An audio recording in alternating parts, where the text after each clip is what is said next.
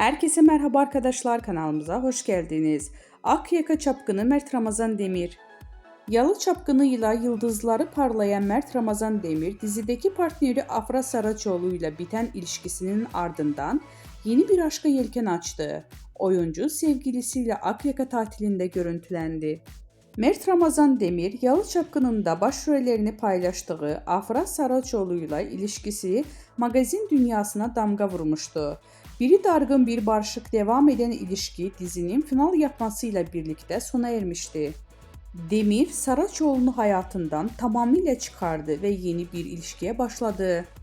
Geçenlerde tenis turnuvasında birlikte görüntülenen sevgilisiyle ilk kez Bodrum'da objektiflere takıldı. Mert Ramazan Demir'in yeni sevgilisi önceki gün Akyaka'daki bir otelde plajında görüntülendi. Gözlerden uzak deniz keyfi yapan sevgililer romantik anlarda yaşadı. Demir bir ara sevgilisinin ellerini tutup dudaklarından öptü. Oyuncunun yeni kız arkadaşı sosyal medyada Afra Saraçoğlu'na benzetildi.